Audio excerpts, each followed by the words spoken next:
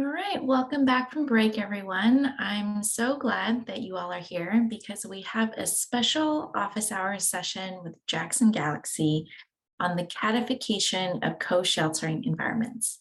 This session is being moderated by My Dog is My Home's wonderful volunteer and most people's favorite person in the room, Jillian McMillian. Jillian is a volunteer and storyteller for My Dog is My Home and a fierce advocate for people experiencing homelessness. Jillian and her family have personally experienced a lack of resources and support during their stay in emergency housing, resulting in the loss of their 3 cats during those already traumatic years. With much gratitude for the love, support, and encouragement of her peers, Jillian has passed her cat training course and is ready to change the world. She plans to use her certification to help solidify the security of keeping human-animal families together because no one should have to choose between life and love. Thank you for taking over moderating duties, Jillian. Ooh, can you hear me over my heartbeat? Yes, you're coming in loud and clear. All right. Well, good afternoon and good evening, everyone. I don't know where everybody is. Could be morning. I don't know if you're in like Germany or Japan but hello. Human emergency shelter providers tend to focus on the potential liability of large dogs in co-sheltering settings, which then dominates the discussions on space design and policy development. Consequently, the unique needs of cats are often overlooked. In our special day 2 office hours session, attendees will have the opportunity to observe a consultation between renowned cat behavior expert and my hero, Jackson Galaxy, and Pine Street Inn, another hero, one of the largest providers of emergency shelter in Boston. With real implications for Pine Street's upcoming pilot of co-sheltering in their congregate facilities, Jackson's insights will shed light on the strategies ensuring a healthy and safe environment for cats and their people in shared spaces. The session will conclude with a Q&A session for other providers to pose their questions to Jackson and receive feedback in live real time. I am personally thrilled to be your moderator. In English, I'll say it. I am personally thrilled to be your moderator. Being able to participate in this session is especially meaningful to me for many reasons. One reason in particular is how much I can relate to those in the homeless population who have companion animals. As many of you know, I have experienced homelessness, and during that time, my family was broken apart by non-congregate shelter staff who refused to acknowledge our rights as a family, regardless of the legal documentation we had. Long story short, we never did get to reunite as a family. Shortly after I became housed, I vowed to make it my mission to prevent other families from experiencing the trauma of a painful separation. And it doesn't hurt that watching Jackson Galaxy, the cat daddy, do his thing in real lifetime. Oh my goodness. Is absolutely amazing, with an amazing organization who is ready to open their doors to families like mine. For this conversation, I would like to invite Joanne James and Jackson Galaxy to share the virtual stage with me. Joanne James has served as program director of Pine Street Inn's Yawkey House, a gender-neutral shelter in Boston. I hope I'm saying that right. Serving 130 plus guests a night since 2022. Joanne started working in homeless services in 1993 and continues to advocate for services that will best serve the diverse homeless population. She strives to eliminate barriers to accessing shelter and is excited to explore how co-sheltering can work in a congregate setting. Pine Street Inn is also in My Dog is My Home's fellowship program and is receiving 1 year of technical assistance to help get their co-sheltering pilot program off the ground. Welcome, Joanne. Thank you for joining us. Wow, thank you so much. Yes, I'm thrilled to be here and look forward to seeing how Jackson can help us out. My dog is my home's already been very helpful as we've just barely scratched the surface of moving towards co-sheltering here at our Yawkey house. So just a little bit about a couple of the shelters that we're just going to touch a little bit base on today. It's our larger shelters. It's the Yawkey house, as Jillian mentioned, and also just going to mention the men's inn because that's on the table as well. They're both gender neutral, located in downtown Boston. And I currently oversee Yawkey House, which Jillian had said. Just to kind of give an idea of what the shelter is like, over the winter, we increased our beds by about 29% in order to try and meet the demand of this increase. It's just the increasing demand that we've had here in Boston. Unfortunately, we still have mats on the floor. We have people sitting in chairs just so that they're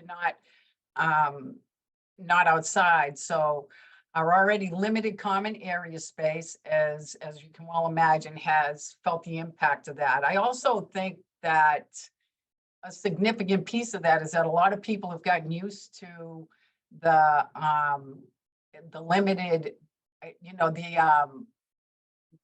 the social spacing that we've had, over the past few years, and that we've been very used to having a lot more space around us, especially in common areas. And now that that's starting to shrink a little bit, that's just having a significant impact on people. And we all know that that can get passed on to animals. And I'm learning quickly about how some of that could manifest itself. I think we have some pictures I don't know, do we have pictures? Are we showing pictures of the dorms?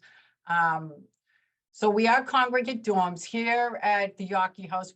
There is some like a quarter wall, almost a half a wall. We have 2 floors of dorms. There's 99 beds on those dorms. We do have, as you can see, that picture on the left does show one of the rooms. We only have 4 of those that has 2 beds in them. So we do have that as part of our general population that are here. So so you can show the men's in now, I guess. I'm kind of over here, but the men's in, which I'm sure you can tell is primarily a male identifying shelter, as opposed to the Yawkey house, which is primarily a female identifying shelter. The men's inn are the pictures that you have here. They currently serve over 390 guests per night in this one building. And this past winter, they had to add 100 beds to their census as well. And as you can see, the bunk beds that are there, 30% of those beds were bunk beds, are bunk beds. And they still have 60 mats and even allow for at least 20 chairs for the overflow. So we still aren't meeting the needs. The way you see the mats is part of the common areas of that space. We know that bunk beds bring their own challenges, and adding animals to the mix on that is just going to compound that a little bit, but we're definitely up for it. We're looking forward to it. A couple of things I think it's important to also mention about the shelters, emergency shelters, is that there is no referral process. People can just present to shelter. There's no application needed, so we don't know who's walking through the door on any given day. We are a lower barrier shelter, which means that medication compliance and sobriety aren't requirements or even a goal. It's not even a goal of ours to work on those. Our goal is to just keep people safe in shelter. So that absolutely adds to the complexity when we think about co-sheltering. But we really, Pine Street's always just been really in the forefront of equal access, trauma-informed housing first approach. So it's only kind of natural that we uphold these values and explore co-sheltering. And I'm really excited, as I wasn't as excited when I first started having the conversation, just because of all my own fears. And I'm going to talk about a couple of my bigger concerns, but as I've connected with this community and the people, and even our brief meeting that I had with you, Jackson, definitely takes the edge off. And And I'm really excited to do this pilot in the fall. I still have my work ahead of me that I have to do to prepare for this. A lot of that, a couple of my concerns is really being able to equip my staff of, it's a 24-hour operation. We don't close at any point in time. Being able to equip my staff with the information and tools so that they can manage cats in shelter, whether they have behavioral concerns or not.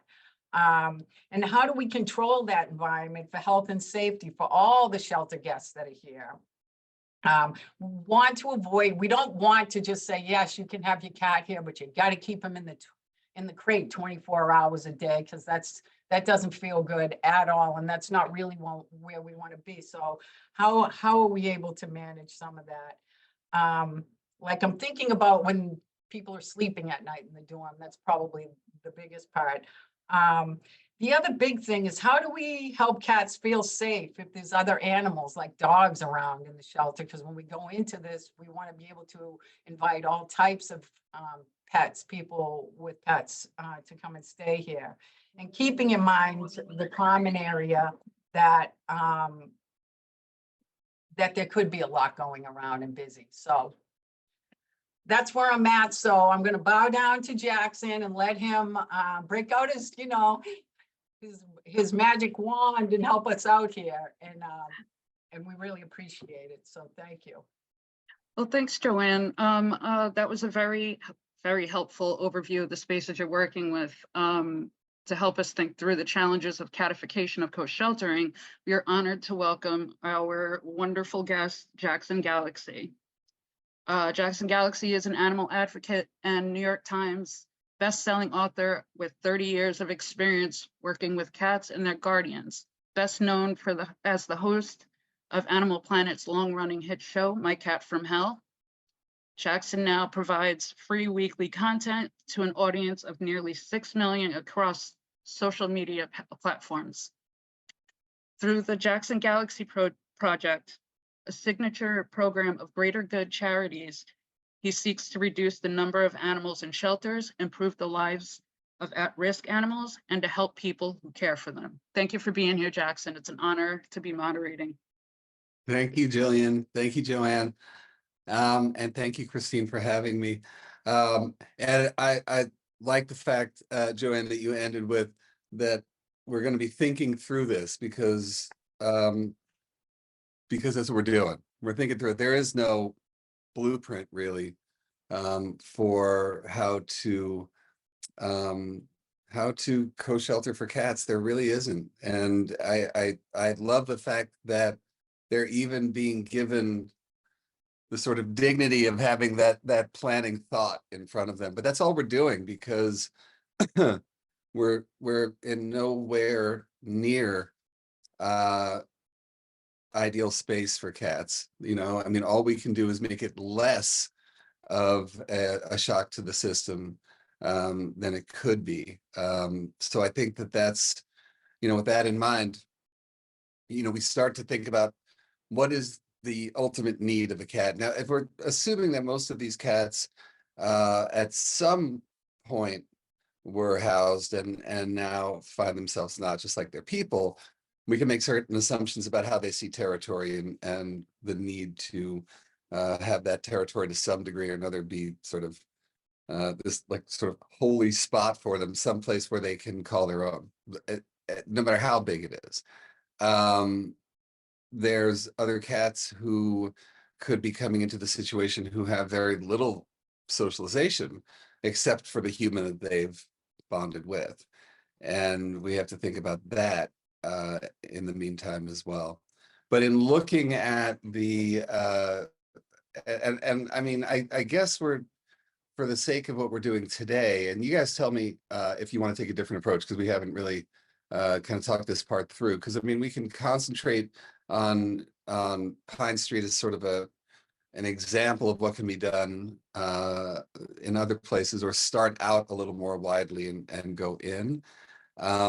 But the first thing that I would say, in situations where, if you're fortunate enough to have these dorm type spaces, that obviously is where we'd love to see the cats go, because we have a defined space. We know they're not going to wind up escaping, first of all, and or at least we can minimize that chance. And we can design the space even minimally to give them a bit of a perceived advantage. And one of the, if you start thinking about the advantages we have when it comes to cats, is that cats own land and sky. I mean, they separate from the rest of us because whether we're dogs or humans, that we are terrestrial, and cats can feel just as, if not more secure, off the ground. And so to that end, we can start looking at what we can do to the space where we're actually not sacrificing space for humans, but we're adding for the cats. And so that's something where I would start looking, so when, and I'm sorry, I keep looking over here because that's where I've got the pictures of the shelter at. So like I said, if we do have the advantage of a wall, then we can start looking at caging that goes up. Now, the difference between having a cat in a kennel or a carrier versus even a cage is that, at least in the cage, we have room to get up, turn around, stretch, and have a litter box in there. And in that way, no different than we would see in most animal shelters around the US, where it's not ideal. We know that they can be okay, and I think that that's what we'd be looking at, because I don't think that there's no way that a cat's going to be safe out and about. Yeah, I would never advocate for having them just sort of free in any of the areas, except when you have a door, you can put a sign on the door saying, don't let the cat out, just like we would do anybody else. But if it's an open area, then I don't think there's any way to mitigate the risks, whether it's, and believe me, I've run into more than my fair share of people who say they hate cats, and they hate them because they've had some trauma in their life around cats, so they when they were very young, they could have been bitten or scratched, and that's all it took. So the rest of their lives, they hate them, and they can either be really hyper defensive and send off this energy that actually will set the cat off, or they can wind up being offensive around them and doing things like stamping their feet or using their feet to push them away, or some, because they are actually scared of them. And so we can't protect them from that, the reaction from all of these different people that we know or don't know, and then there's the dog part, which again, even if the dog is leashed, I wouldn't trust it for a second, depending on the prey drive of the dog. And I can say this from experience, that if my dog sees a squirrel, I'll get dragged down the street if I'm not careful, because he's a big boy. And we can train the dogs as well as possible, but in a really heightened energetic space, like in a shelter environment, I think all bets are off for the most part. So to that end, like I said, I think the best we can do is look at how to contain the cats. There are a number of products on the market, and you guys can at any point either say stop talking or ask a question or whatever, because at the moment I'm just going off. So, and I can do that for entirely too long. But there are a number of and we can call them cages, or I'm seeing them called habitats, but those are sold mostly for ferrets, but they work for cats as well. Some that are just called, it's funny, there's one it calls it a playpen, which is a really nice way of saying cage. But they can be duplexes, they can be triplexes, they can have different heights to them. They're all made of wire. The basic price I'm seeing, and I've been to most of the websites, but in the neighborhood of $100 for like a 3-story condo. And that would work if you have somebody who's coming in with 2 cats, which you're going to see a lot of, by the way. I think of all of the homes with cats in them, and this could be old numbers, but the last I checked, there's about 35% have more than 1 cat. So with that in mind, knowing that you can use one of these sort of higher playpens to house those cats and still have room for a litter box on the bottom level, I think works fine. If we're talking about, you know, a number of days, I still think it's fine. I think, you know, once we're looking at a situation where someone is going to be unhoused for a length of time, then the very first thing I think is useful for any shelter is to have a relationship with an animal shelter. So for you guys in Boston, I mean, you've got the advantage of having MSPCA there. It's a great organization. ARL is also a great organization. And those guys, I am sure, if they're working with you, will have foster parents who can take these cats for, you know, for short to medium spells. That, at the end of the day, is the best possible thing that you can do for a cat, is put them in foster. I know that starts to sort of undo the concept of co-sheltering, but in a way with cats, you're looking at a really specialized sort of mental space for their well-being, where simply being in this environment for most cats who have grown up, you know, within 4 walls, is going to be incredibly challenging.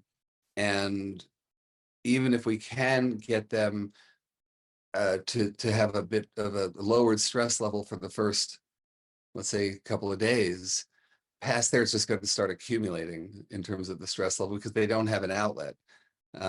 So, you know, it becomes hard. So number one, like I said, I think, you know, having some sort of emergency caging. The great thing about these cages also, all of the triplexes, the duplexes, any of these types of cages, they're all collapsible. So that means when there aren't cats in the house, that it doesn't take up really precious space in the shelter. So that's a big plus. I promised I would do this, and I still will do this, but I have relationships with sort of the major caging companies for animal shelters, and I was going to check in to see what they have in the way of collapsibles and any programs where they donate or have any kind of discounts for human shelters, because I can guarantee the question has not been asked all that much. So in this case, it might be good to be among the first because you have that shock value. Sure, we can do that once, you know, just take advantage of it. But in the meantime, like I said, if it's not foster, which is the primary benefit that we can give, the second would be whatever it is that is enclosed and gets them off the ground. And for any cat, they're either going to try to go under something or on top of something. There's not an under for them in these circumstances. So giving them an up is the best thing. Once you have one of these types of cages, having the flexibility for how much visual stimulus you're going to give them, I think is the next thing, where you, and I will, because I know, Joanne, you had the one big thing that you wanted me to go over in terms of when you have 49 staff members and limited knowledge about cat behavior, what are the sort of ground floor things that we can give them? But you know, on noticing stress, the ability to just remove the visual stimulus goes a long way. So if you have a cage like this, being able to just throw a blanket over the top of it, just eliminate that threat. If you think of the nature of an animal who is living squarely in the middle of the food chain, so is always looking to either eat or prevent themselves from being eaten at all times, then having to have your head on a swivel is that thing that keeps you in that state, in that elevated state. You remove the stimulus to whatever degree, then you start to be able to bring down the stress level. The other benefit that it has to cover the cage is also that, in times in the shelter where it's the most full of people, it also brings down the amount of scent that can go into that cage. And scent identification from a cat's perspective is also their major source of information. So they rely more on what comes in through their nose than in a way that even comes in through their eyes. It's that sort of paramount for them. So being able to control that to whatever degree is beneficial. I Uh, have a tiny little question, if you don't mind. Go for a big Um, one. It's little, but it's not. Um, what about rolling kennels? Like they have the holes between them and different, uh, the cat portals and such. Like, what do you think about those in that environment? Yeah, they're great. I mean, and those, if you guys haven't seen them before, that you're talking about just like the normal shelter kennels. So they usually come in a bank of 6. Yeah, usually 6 to a bank, and they're metal caging, and yeah, they usually come on wheels, and uh, most of these at this point have portals in them, meaning that if you've got 2 cages up on the top, and they usually are about 2 foot by 3 foot, that there is a circle in the middle that can be closed. We absolutely recommend that in any case where you can, it remains open, because being able to do that actually is just enough space to reduce stress level on a cat. And we've seen that it actually leads to less occurrences of upper respiratory infection and stress-related illnesses and stress-related behaviors like over grooming and pacing and just shutting down altogether. So just having that extra couple of feet is really beneficial.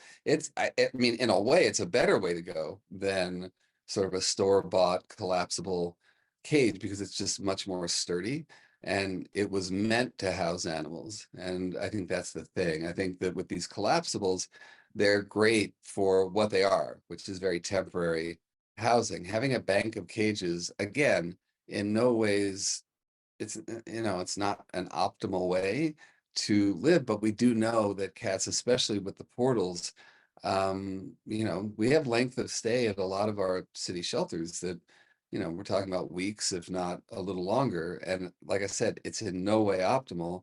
But we know that the cats, if we control or do our best to control the amount of stimuli that they're exposed to 24/7, that they can be okay through that experience. We've also learned, and again, this is just having the benefit of a little bit of extra space, which I know, Joanne, you were saying is at a premium. But if we're looking at space that wouldn't be taken up by something else, meaning it's not an area where you'd have enough space to put, a mat on the ground or something, it would be sort of where the lockers are, because it's much more vertical, that it's something to consider, because also I think that something, sorry that Jillian, I'm just like going off, but it's something that you were saying before, that the amount of cats that come into the shelter at this point are pretty small, and you've got the foresight here to say, okay, well, what happens when it's not? But having that bank of cages in your back pocket, and to say, if we get in 6 cats at the same time, we can still house them, is, I would just imagine to be a load off in terms of what your thinking would be. One thing that we can't control, and I was going to ask you guys what your general approach is with the dogs, but in terms of vaccinations, whether the dogs are up to date on their vaccinations, whether because we can't quarantine them for the most part. So do you have any sort of protocol around that kind of thing with the dogs that come in? Right now, we're, we're limited strictly to service animals and emotional support animals that are certified. So we absolutely can ask that. And we do offer like a grace period. A lot of times people are homeless. Have a tough time with holding on to documents and stuff. So if somebody comes into shelter today and says, yeah, I'm pretty sure I have it, but I don't have the copy, we'll go ahead and give them time to try and get that, and what that looks like so that we're able to do that. But again, we haven't really, I think one time over the past like year and a half, 2 years, that we had two animal, a cat and a dog here at the same time that were, and I think crickets were here at the same time too, or something for emotional support. But we had these different things here, and that was for a very, very short time. So for the most part, we haven't really experienced, like when you're talking about having 6 cats, which we are anticipating, something like that could happen. We would have to, and we have policy in place. We have a checklist in place. Our supervisory staff know what to do in that situation and know what to look for and how to have that conversation when it comes to a service animal or an emotional support animal type of. Yeah. I mean, I think, again, if you think about the advantage that you have being in Boston is, and I'm thinking specifically as Jillian, you were asking about the bank of cages, it is great. And then as soon as I said 6 cats, I was like, well, then we're getting into a problem in terms of cross-contamination and possible disease transmission when you're dealing with a bank with cats in them. But you guys live in Boston, and you can always be seeking the counsel from Angel Memorial and MSPCA. I mean, you got a great support network there. And actually, something that comes out of this is actually really exciting, is that because you have that organization available to you and their protocols in terms of the prevention of disease transmission, it's something that everybody else who might be watching this and everybody else who might be considering co-sheltering, I think, man, it'll be a huge benefit to have that protocol, because that's the first place. I mean, look, if we started fostering a cat off the street today in my house, that cat would be quarantined for a couple of weeks while we make, while we get the vaccinations in them. And if they do test positive for anything like FIV or feline leukemia or something like that, that, feline leukemia can spread like wildfire. So it's just one of those things that we do have to bear in mind. But, I mean, but listen, I think, again, if we stick with what is beautiful about starting this conversation, there's always going to be these, well, okay, what if? But answering those what ifs makes it so that a year from now, we're not having this conversation with, I mean, what you discover over the next year will benefit cats and dogs and their humans for years and years, and shelters all over the place. So it's important that we identify the roadblocks so that we can get around them. But I was going to say, Absolutely.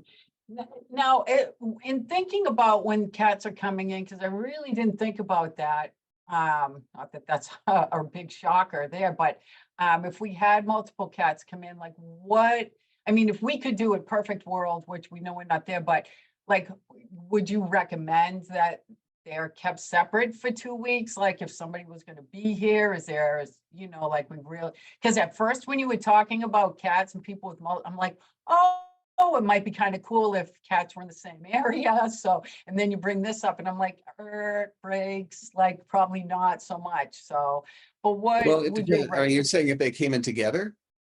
No, I'm talking about separate. Like, so you were talking about the animals that came in together and how sometimes that can be, it could be helpful. And I don't mean, you know, and you were talking about coming from the same home, but even if we had multiple, you know, in my mind, I think, oh, it might be easier to manage. It might be maybe beneficial to some of the owners if they were like in the same cubicle or something. But now you start talking about disease and I'm sort of jumping ship. on Yeah, that. yeah. And also, I mean, just, you know, in ideal circumstances, introducing a cat to a cat is a process. You know, I think in an environment like this, where you know, you know, it's weird because it goes both ways. You know, you think about how territorial cats are. Well, this isn't an owned territory, so there's no advantage that one cat has over the others, meaning this was my place and now you're invading it. It's nobody's place, you know, and so to that end, you might have less antagonism, but I think the cons far outweigh the pros when it comes to Okay. having them housed together. Whether we're talking about disease transmission, and in circumstances where we don't have vaccination records, you know, a disease like FIV, for instance, is transmitted from deep bite wounds. So if there is a fight, there is a bite, that's how it's transmitted. So, you know, obviously those are the things we'd like to avoid. So yeah, I would say keep them separated. But when you have banks of cages, again, not optimal, but no reason to keep them, to have to think of Mhm. places throughout the shelter to put individual cats, as long as they're contained, and there is sort of an, you know, up to code sanitation going on, then I think it's more doable. But like I said, I would defer to shelter shelter veterinarians who, you know, that's another great benefit that we have over the past, God, I think it was only 20 years ago, the first degree that was given for shelter veterinarian. That shelter vet medicine is actually a thing now, which is beautiful. And if you ever need it, like I said, I can connect you with some, but again, yeah, you're in Boston, so you got advantages that like nobody else has. I wanted to talk for a second about the identification of stress, so that anybody who's working at the shelter, whether staff or volunteer, can recognize that this sort of that low hanging, this is what it looks like when a cat is in distress. uh I think that's, you know, for instance, we go, okay, how do we know that this cat just needs decompression and we need to put something over the top of a Yeah. cage, for instance, or we need to provide a space for them in that caging for them to disappear, you know? And there are a couple of different things that almost all animal shelters know about that you would put in a cage that helps to give a little bit of decompression space. And that the first thing you look at is just being shut down to the point where, you know, you could wave your hand up here, and instead of getting a growl and a hiss or a defensive swat or a gesture, you get nothing. So they're not engaging, their eyes aren't tracking, they're just, you know, dilated pupils. You got those big saucer eyes, but they're not engaging. Their nose isn't engaging, they're not, you know, actively looking like it's smelling you. Whiskers aren't moving. That shock is the first. It's if you think about the continuum of, you know, fight and flight, right in the middle of fight and flight, there's freeze. And once we're in freeze, that means I can go in either direction at any time, but I am in that heightened state of threat awareness. And that's what we want to look for in the cats. Otherwise, the other body languages you look for is ears that are flat against the head. Because if you think about what that looks like out on the street, that's a cat who is about to get into a fight, is getting ready to be attacked. So they'll pin their ears to the back of their head so the ear doesn't get ripped off, pretty much is how it is, what that threat level looks like. So whether it's ears back, you're going to see them get as small as they possibly can, or you're going to see extremes. Either they're going to turn themselves into a kitty unit, tuck their entire body in as tightly as they can go, and corner themselves in the back of whatever. They are literally trying to disappear. The other thing they would do is the opposite, make a huge show of it, try to make themselves into a bigger looking threat. And that's their hair would be piloerected, is the hair standing on edge, and they are going to turn themselves into a version of the Halloween cat, you know, the like arched back and the big fur, and making as much noise as they possibly can. And those extremes are what you're looking for. Matter of fact, you're better off looking for what relaxed normal looks like, which would just be neutral ears. They're just sitting up. They're not obviously shaking. You see a cat panting and you know that they are in bad shape at that point. Cats don't pant unless they're in high stress environments. So a panting cat means cover that cat. It means, and in a lot of ways, get the cat to the vet, you know, because that stress can only accumulate so much. But the other thing that I would tell you, and I know I'm going to wrap it up in a second, but the other thing I can see Christina, doing that, but don't do the thing that you think you should do, which is to touch them. Don't go for the pet. Don't try to calm a cat by petting them. That's the last thing that you want to do, because here's the one thing that nobody wants to happen is that you go to pet this cat, you get bit, they break skin. By law, they have to be in by confinement at the shelter, at the animal shelter. That is the last thing that we want for these guys. So I would say, if you have to default to anything, the best thing to do, eyes down, hands down, use a comforting voice, but staring at a cat, and everyone who's worked with dogs knows this, you don't stare at them, and don't reach, you know, to pet, and allow them that space to do what they need to do, and use your voice. Your voice is the best thing that you could possibly use. That's Great. that. There you go. That's awesome. Thank you. Well, I hate to do this, but we're getting close to time, and I wanted to bring up just a couple of really good points here that are going on in the chat. And I also just wanted to add that yes, of course, we want to think through and think about worst case scenario.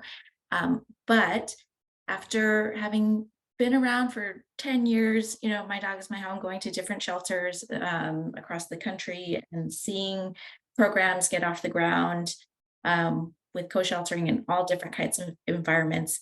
It is not the horror show that people think it's going to be. So I actually just finished a visit with a congregate shelter in San Francisco. It's a really old building, very dense urban environment, much like you would find in Boston or New York or somewhere in New England, right? They don't have space to do new construction. They don't have extra rooms on hand where they can just put animals or extra cages. But they are co-sheltering in these congregate environments, and they look a lot like the men's in that photograph that you showed, Joanne. And the difference really, I mean, there really isn't that much of a difference. It's an emergency shelter. It looks like any other emergency shelter in a congregate setting with bunk beds and 18 inches apart, except there's a cat carrier in the bed or there's a dog in the bed. And they have been co-sheltering for over a decade. And when I ask the staff, like, well, what are the protocols that you have in place, and what happens with this and what happens with that? They're like, hey, look, it's not that big of a deal, actually. Like we have a protocol, we have a policy, and we've been doing this for a long time. And it is really rare for us to come across like an emergency situation where we need to call in animal control or we need to ship a cat off to the emergency vet or something like that. It is worthwhile to think through worst case scenario, but I also don't want you to feel scared, Joanne, that it's an impossible situation and that you can't do it. And then we also have Allison Cardona on here. Jackson, I think you brought up a really good point that we do want to consult our shelter veterinary partners, or I know I said that wrong, but I'm going to bring on Allison, and she's going to talk a little bit about stress in cats as well. Hi, thanks so much, Christine, and thank you to all the panelists and Jillian for moderating. And yes, I just really want to echo that. I think, so yes, I work for UC Davis, Correct Shelter Medicine Program. I'm not a veterinarian, but I work with a lot of them, great veterinarians, and we work with a lot of different shelters. And yes, I think what we have to keep in mind is that people, when cats are with their people, that's oftentimes going to reduce their stress. And really the driver of illness is not, especially with adult cats who are already vaccinated, there's not going to be a lot of cross-contamination that happens or a lot of disease. The biggest thing that's going to cause illness is stress. And separating a cat from their beloved family will spike the stress in a cat. So whenever possible, keeping them together. And the amazing thing is too, is that we have owners, right? We have people who know their cats, who have their own wisdom, that we can ask them, what would be best for your cat in this circumstance? You know your cat. How should we, are they going to be okay in a crate? Would they be better in a playpen? Would they be better just sleeping next to you in a harness? Whatever it is. So there's so much adaptability that I think we don't have to do guesswork, and we can engage pet owners meaningfully in the process. So thank you all so much. All right, and so Jillian, I'm going to have you close us out for this session. All right, I'm going to do it without chewing all over my words. Let's do this. And it is unfortunate that we didn't get a chance to do the Q&A as we wanted to, but I'm glad we got a lot of great information from everybody and some good input. But thank you to all the attendees who contributed all their thoughts and the questions. Unfortunately, we obviously didn't get to them. I hope this time was helpful to you, as well as I hope you continue to think about how to co-shelter people and their cats together, people and their dogs together, their birds. Big thanks to you, Jackson, for coming by and adding some extra love to this wonderful virtual stage. We appreciate you joining us and sharing your incredible insights and knowledge as we try to keep people and animals together. And again, thank you, Joanne, for what you're doing. And we look forward to hearing from you in the future and great updates and wonderful things. Make sure that you get your information out there so that people can check in and help out as needed, as they reach out.